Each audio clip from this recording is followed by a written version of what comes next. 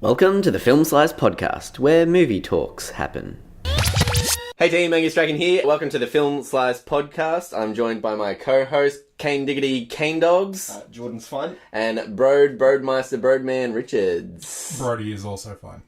Cool. So today we're going to be reviewing the movie The Greatest Showman. Kane Dogs, hit us with a summary. So, The Greatest Showman is a bold and original musical that celebrates the birth of show business and the sense of wonder we feel when dreams come to life.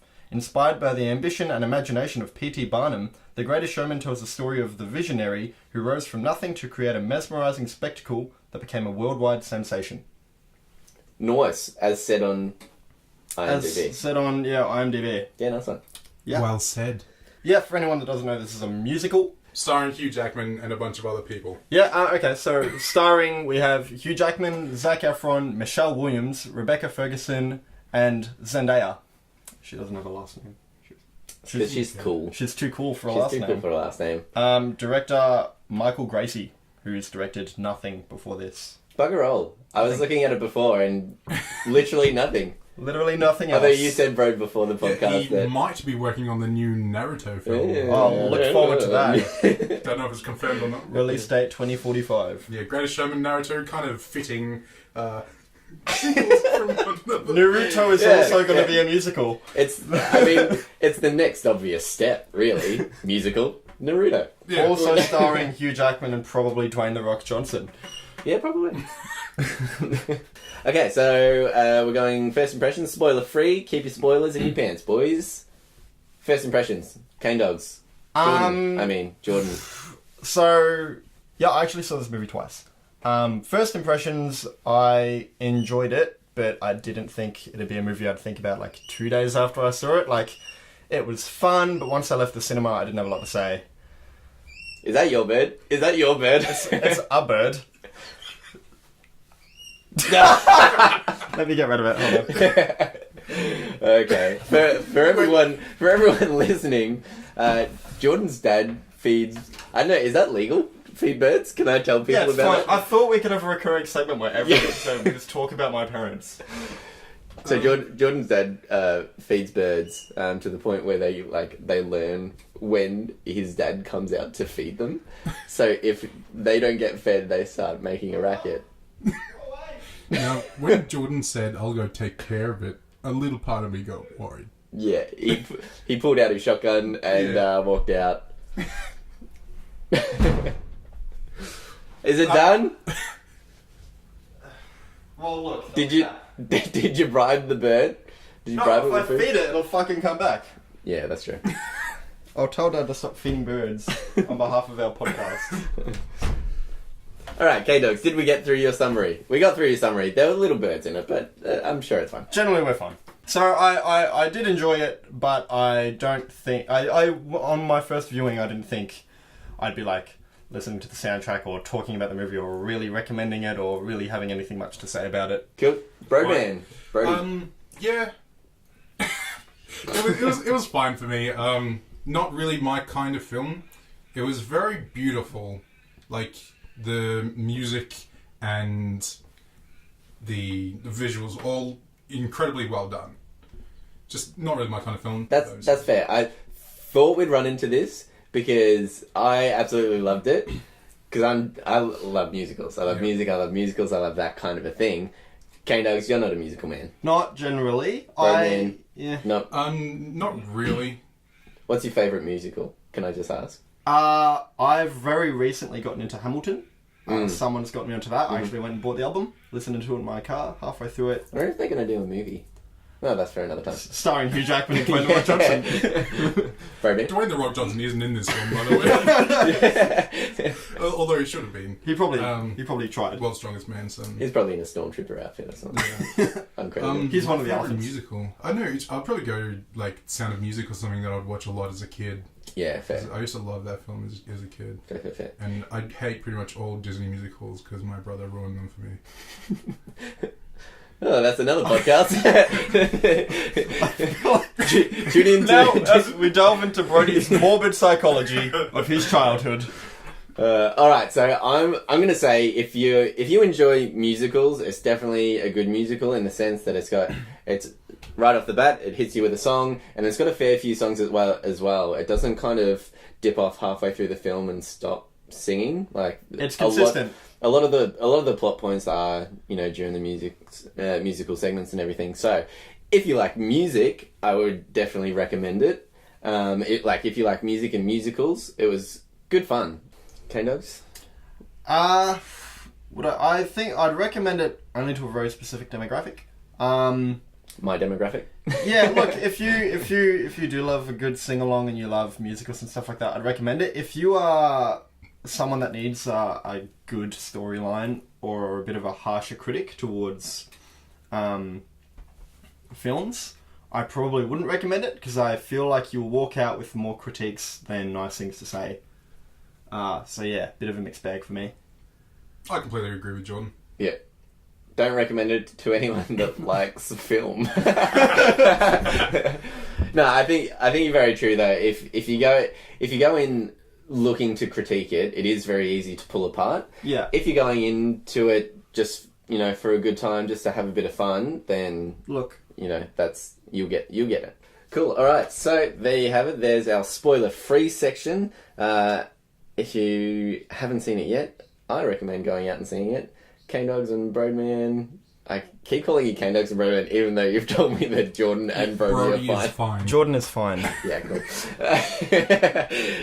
Jordan and Brody recommend you see it if you're a musical lover, but if you're a film lover, maybe go see something else. Cool? Alright. Future Angus, please put on the spoiler tone, because we're heading into spoilers. Oh, what a cool sound effect, Angus. Spoiler talk. Brody. Alright, this is the half of the podcast where we delve in deep to what we like, what we didn't like, what we were like, could do, that kind of stuff. So, Very accurate description of yeah, I'm going to start with Brody. When did you see it? Do you want to talk about... Yeah, I think that's something I wanted to bring up, yeah. Okay, everyone, K-Dogs has a segment. It's called... When did you see the movie? Did you like the movie? Do you still like the movie, or has it gotten worse over time? I saw it probably about 2 weeks ago. Yeah. Maybe a little bit longer. Maybe like 15 days. Yeah. And it's pretty much stayed the same over the time. I know that you two have been listening to the soundtrack of this film. Just So, today, yeah. I chucked it on in the car on my way here. So, I saw the film 2 weeks ago, and I came out relatively skeptical, not overly a fan. Over time, though, I heard the songs being advertised for the film. One of my other friends listens to the soundtrack, and so the songs got stuck in my head.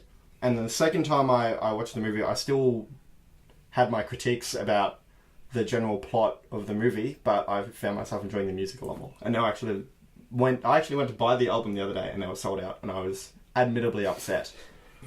Who buys an album? What century are you from? I still listen to CDs, and I only recently... I thought you were going to say cassette tapes. I only recently upgraded... I used to have a box of cassette tapes for my car, yeah. and that was only 2 years ago.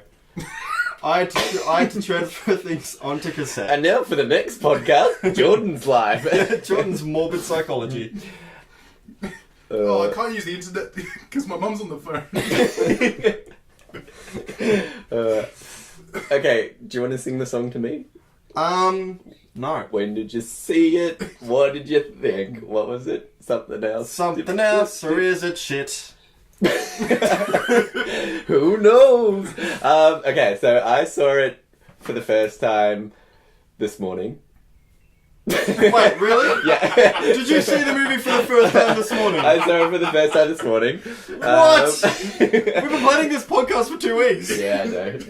That's great. So it's pretty fresh. It's very fresh. Okay. Yeah, it's very didn't fresh. know that. So I Alright. saw I saw it at the 9:50 session in Melton, which is why I'm a little late, guys. Sorry. I didn't know there was a 9:50 session for anything. Yeah, I struggled to find one, so I haven't had a lot of time to reflect on it. But I did. As soon as I went out of the cinema, I thought to myself, like, I'm going to listen to the soundtrack on the way, because it was an awesome soundtrack. And I heard a lot of people kind of critiquing the soundtrack and critiquing the song, saying like, they're not that memorable. Like, can you sing me anything? You probably don't remember it at all. Blah blah blah. I actually really liked it. I actually thought it was really fun, more than I expected. And we're getting to the music. I guess I think we need to make the music a whole segment. A bit later, but musical, yeah. So that's when did you see it? What did you think? The shit. It gets better with age. It gets better. Yeah. All right, Broadman. What was your? I guess you were very kind of negative critiquing it. What was the downfall of it for you? I feel like the story didn't. I feel like the story would have been better if it was a drama, because there was a lot of moments where they kind of felt like they tried to hit really dramatic moments, but they didn't really land for me. They felt like kind of empty or kind of like in the background of all the music, and the music was great. Like, don't get me wrong, every song was amazing. They were all kind of incredible set pieces for every single song. I would have enjoyed it more if it was a very dramatic film about what did happen. Because I felt like there was even quite a large moment where there was meant to be this kind of like, felt like it should have been this huge dramatical moment, and it didn't feel like that for me. Which part was that? It was kind of about 3/4 of the way through the film where his wife sees a picture of him kissing another woman in another city. Yeah. And then his entire... thing burns down. His entire building in New York burns to the ground. And they're all running into the building trying to save people and everything. And it's like that in itself is a very dramatic thing, but it didn't land for me. It's kind of like, I felt like it resolved 5 minutes after it happened. Yeah. And there was no conflict in that moment. I think when in big dramas and stuff, when bringing on such a big point, you need to keep a beat. Like, you need to just have a beat so that it kind of sinks in. But I don't think it did sink in, and I think I feel like that might be partly to do with the director, because the pacing of the whole movie was quite quick. So in that sense, it probably didn't carry as well. And as you said, if it was a drama, maybe they would have had more silence. And I know I might just be a bit jaded, but I'm not a huge fan of happy endings in films. And yeah, so I saw that. I'm like, this was a very happy ending. Yeah. And it kind of ruined it a little bit for me. I kind of wish that he never got back with his wife. If he was just like, well, I'm gonna pour everything into this. Like, I've lost my wife. This is terrible. And then he's like, I will rebuild this circus to get back my wife. And then he goes and he starts traveling America with this circus. I think that would have been an interesting kind of ending for me. Yeah, like a bittersweet kind of thing. It was very Disney-esque, the ending. The problem that it sort of had for me is the opening song and the ending song, and actually the opening scene and the ending scene are the same scene. If you listen to the soundtrack, that's all one song. And so if you do a movie like that, and then you don't have a huge emotional arc in the middle, you really feel like a lot of your time has just been wasted. Because that whole story, like, you could take out the whole middle of that movie and you have the same movie. Like, as Brody said, it didn't hit on the emotional beats it tried to hit. And because it started at the end and finished at the same place, and you didn't feel like I didn't overly feel like I had an emotional journey with this movie. I didn't laugh or cry. It didn't change my life. I also think they didn't focus enough on the different circus acts. Because there's a moment in the film where their entire theatre gets burnt to the ground. And it's meant to be this big thing, and he's kind of lost the trust of all his friends that he thought that he made in this with this circus. And then they all kind of show up at this bar that they tend to go to. I had a huge problem with this scene. And they all just say, like, you gave us a family. But I was going to bring this up. Yeah, but they never once concentrated on this family. Like, there was never kind of this moment where it's like, oh, they've got a family now. Like, they're no longer just like staying behind like closed doors. But I never came across that they're this like close-knit family. So I think if there was some scenes in there where it really showed them all kind of loving each other and being super friendly and happy living in this giant theatre, that would have been a much stronger moment in the film. So I went into the second viewing of this movie having already thought about that, because you're right, at the end they're like, we're a family, you brought us together, and I'm like, are you a family? Have we had any scenes where anybody is together individually without either Zac Efron or Hugh Jackman? No. There is not a single song or scene where anybody in that circus, any one of the acts, talks to anybody else in that circus or has any other song or acts without it specifically following Hugh Jackman's arc or Zac Efron's arc. But that's So- that's storytelling. Yeah, but if at the end everybody's going to be like, we're a family, it's like, well, Hugh Jackman hasn't talked to anybody in that circus except the bearded lady. Zac Efron hasn't talked to anybody in that circus except the chick that he's The crushing trapeze on. artist. Yeah. We know nothing, like, the only interaction we see with Hugh Jackman and anybody else in that circus is when he recruits them at the very start. And by the end, maybe two of those people at the start are at the end. Because, like, at the start he's got, like, that... There's, like, the wolf boy and Dog there's... Boy. There's a whole bunch of... Dog Boy was my favourite. Yeah. He's my favourite character in this film. By the He's end only of it- in like 3 scenes. Yeah, well, by the end of it, half the people that you see at the start aren't in it at the end, and you haven't seen Hugh Jackman... You haven't seen anything about any of them. Like, none of them have an arc. The biggest arc in it is the bearded lady, and she has one song, and that song kind of fell short for me in that scene as well. See, I would say that song was them getting together. Like in a lot of musicals, they have songs that convey like a whole kind of plot point in one shot. So I'd say that song for me was them getting together and everything. And then, like, I humbly disagree, but I'm not a fan of movies baby feeding you, being like, all right, well, these guys are friends now, let's watch them be friends, and oh, now these guys are talking, so they're now a family. I'm happy if a movie's just, if a character comes up, especially because they haven't been in the limelight. Like, Yeah. if they were in the limelight and if they were, trying to be friends and stuff, and that didn't work, if their chemistry was off, I would find it less believable then, instead of if I heard it at the end saying, oh yeah, like, off camera, Yeah. we've become like this family kind of thing. Like, oh no, that makes sense. Like, you've been spending the time there for years. So I would say I would disagree with you on that point, where I still think it's believable, and it's like, it obviously is like a fairy tale ending. Like, everyone coming together. You've got to take it as a musical, I suppose. Yeah, but I don't think that's probably the biggest downfall. No, I haven't even touched on the things yet that I overly really want to critique in this. All right, get to it. Chop, chop. First thing I really didn't like, the romance between Zac Efron and Trapeze artist. the trapeze artist. Zendaya. Yeah. What is Zendaya's character? I saw zero chemistry there, and also the sort of the problem that they had as a romance in that movie was her color or her race, right? And that's the problem everybody had with her being with him.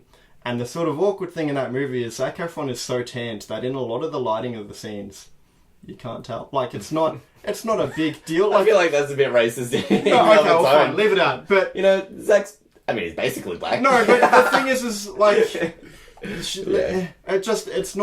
it didn't feel like that was an actual problem in the film, except for maybe one person gave him a look. And I think, my biggest problem is just that I didn't feel any chemistry for the characters. They had very few scenes together. They had one scene where they held hands. The song that they sang together I hated, not because of the music. I hated the scene because there's so much of her like flying around on a rope, but you still see her singing, and I can see the weird CGI that they've like had to implant her head on something moving, and it seems really off.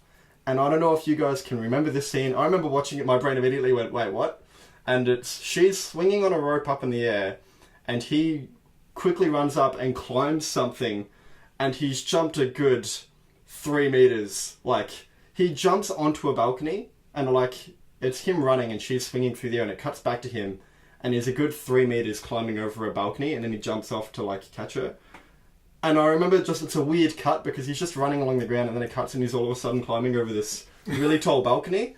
And the first time I watched it, I remember thinking like, oh, that was a bit weird. But then the second time I watched it, it really bugged me because I remembered thinking it the first time. It just really bugged me. I mean, it is Zac Efron, so anything's possible. No, it looks... Well, the other thing is I feel like they CGI'd him doing it, so it looks really monkeyish. Yeah. No, I do know... And he's not even Dog Boy. Yeah. I do know the scene that you're talking about. I just think that, like, that's not... Like... For me, the whole point of the film and everything is to, like, kind of suspend disbelief and everything, and like just kind of go along for the ride. And like I think at the very end of the film, they finish with a quote. I forget what the quote is, but it's something like, "If you've made someone bring smile, joy to someone to their life, you've done something great with your life." If you've made someone smile, you've done a good job," kind of thing. And I think that's what depending on what if you've pushed over someone else and you make laughs. yeah. But I think that was the point of the movie, and I think maybe people are getting a bit too stuck up on the details of like, oh, this is impossible or this couldn't have happened, and because it is kind of a cartoonish world as well. Like, it's not set in reality, which is one thing that did bug me, was it kind of kept on jumping between this cartoonish world and kind of a bit more realism. A bit of a morbid world as well. So so there was a few shots, and it was mainly all the like super wide shots where it had either the cityscape, or there was one when he was going to find his first Napoleon guy. Yeah. Where it was real cartoony grass in front. I'm like, is this the aesthetic that we're going for? Whereas it kind of jumped. It didn't quite pick in between there, like a tone. So I feel like if it stuck with its cartoonish vibe a bit more, then as an audience you'd be able to be like, oh yeah, he can climb that thing, no worries, that's fine. And there's a moment at the end of the film where the elephant thing? The main character rides an elephant. I hate that. In New York, and I can't describe how much I hated that scene. Especially because his family are very clearly waiting for him, and he's late. Yeah, he's very clearly late, and they're standing like out in the cold. I just love to see Hugh Jackman on the elephant, like riding up, just like, come on, hurry up, I'm running late. He's like across the other side of New York, and he's like, I'll just take an elephant. Like, very immediately he hopped on and went, this is a bad decision. Like, he got about halfway there, he realised he was late, and he was like, I guess I've got to stick with my guns, but I regret this immediately. And he got on top of that elephant in the middle of a circus act. They didn't have that elephant. They didn't need the elephant for the act. Yeah. Apparently not. I guess the elephant was a little used. I guess... That frustrated. There was another bit where the entire thing burned down. Like, their theatre burned down, and they were all out the front looking at it, and then 3 elephants walk up behind them and just kind of sit there looking at the fire as well. And, like, if it was more cartoony, I would be able to believe all that stuff, but because they were trying to, like, they were walking a line between cartoony and, like, a drama, it was like this, like, it was this weird... I will say... weird elephant stuff. This is the first musical I've properly watched, probably since I was a kid. So I guess I'm not... I don't have any nostalgia to this stuff. So when I see a musical and it decides to drop what I consider to be major plot devices for the sake of bringing me a magical song aesthetic, I don't be like, oh, I guess it's fine, I understand why they traded it out, because I don't have a nostalgia to wanting to see that again. As you said, the scene at the end of the bar, like, his wife's left him, his circus is burnt down, he's like slumped over a bar, and then I think, like, one person's like, don't worry, everything will be okay. And then it immediately changes tone to him being like, everything will be fine. And I'm like, no, everything's not fine. This is a very dark moment for you. I would have liked that scene to come a lot earlier in the film, and then there being the rest of the story would be him putting the circus back together. Yeah. Like, there's a scene at the very beginning where Hugh Jackman's still a child. And, well, I guess it's not Hugh Jackman. He's the character. Like, growing up hungry on the streets, and his father's died, and someone gives him an apple.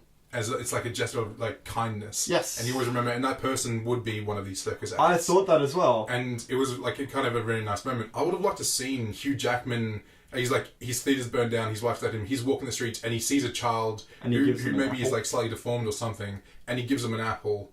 And I thought that would have been an interesting kind of throwback to I expected that. Yeah. I don't know about you. When I saw that moment, I was like, okay, I know what's happening here. Like, I know, I call that little moment, like, little setup. Working back up from the beginning again. Angus, where are you on the music? I liked all of the music in the way that I'm looking at it, that it was all fun, it was all happy, and it was all kind of upbeat.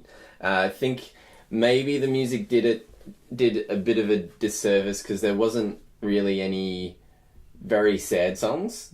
I mean, if there were sad points, they'd start off kind of slow and sad, but then bang, they'd head back up, and then they get that momentum back up again. A lot of, like, I was totally expecting it to be all, like, 1920s music, by the way, and it kind of It caught me by surprise as well, especially music. with the way Hugh Jackman sings these songs. But the song that you didn't like with there's a bunch of songs I didn't like. The Trapeze Artist and Zac Efron, that was actually probably one of my favourite songs. Yeah, and one of my favourite moments. Like, it did look a bit weird. I agree. The CGI was there was something that just made it look a bit weird. It was a bit uncanny valley for me. But I did really like that entire set piece of them being alone in the theatre, because I really enjoyed that theatre. That was like an incredibly beautiful set. Yeah. And I love them swinging around everything. For a musical, if you're going to sacrifice plot devices for the music, I think there needs to be, for me, there needed to be more than 2 songs that stuck out to me that I'd be looking forward to listening to again and again and again, or hear, like, you know.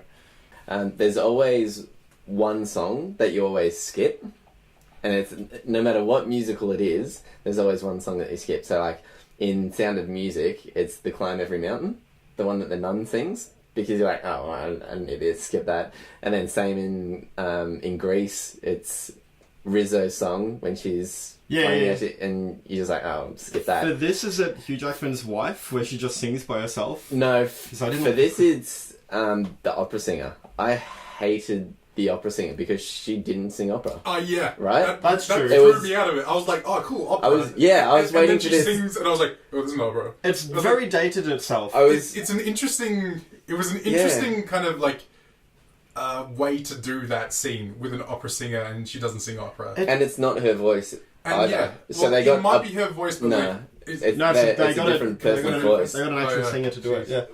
Yeah, so it's like a pop singer's voice. So it's not even remotely. They could have close. They should have just got like Michael Bublé, and it would have been amazing. But no, but like So that's my song that I would skip is the opera singer, and that was my main, probably the main thing that I disliked about the movie, because overall I thought it was a good time, but yeah, my main dislike was the opera singer. And I was so ready for this big, massive kind of opera thing, and maybe like, you know, cut over like the the circus troupe kind of feeling like they've been replaced, and making, you know, that would have been a really good emotional thing with this opera in the background, and you know, maybe they're going off and they've dispersed. All right, have we got final thoughts? You enjoyed this film? I did enjoy this film. I thought it was fun. It was a bit of fun. Look, I've seen it twice. I don't need to see it ever again. Better than Aragon? It's probably better than Aragon for me, and I'm not traumatized by this movie. I just don't feel like I need to see it again. I don't think I wouldn't recommend it to parents with kids. I also wouldn't really recommend it to people my age, unless, like you, Angus, they enjoy musicals. Most importantly, would you recommend this to Jordan's parents? They saw it. Mum loved it. Dad did not. So, what about you? Recommend it? Like it? What do you think? Yeah, I definitely recommend it to people that like musical theatre, all that kind of stuff. But it is that demographic. I don't think I knew coming into this that you wouldn't be a fan, because there's no blood and guts and explosions. Okay, misconception. I can enjoy a good drama, but there has to be drama. Yeah, but I don't think this isn't a drama. It's a musical. I can enjoy. No, I can't. He enjoy tried to hit the dramatical points there. Yeah, I've said this like a million times. Yeah. I'd say first and foremost, it's a musical, and if you like musicals, go see it. Yeah, fair enough. Yeah, okay. You know what we need to do? We need to figure out how to end these podcasts, because I have no idea where to go from here. No, we did it. Wait, cool. Anyway, you can find us on... I know the perfect way to end it. That would work. You can find us on... Thanks for listening to the Film Slice podcast. To keep up to date with the latest, follow us on Twitter at film_slice_pod, and let us know what your thoughts about the latest movies are, because you're important to us and stuff.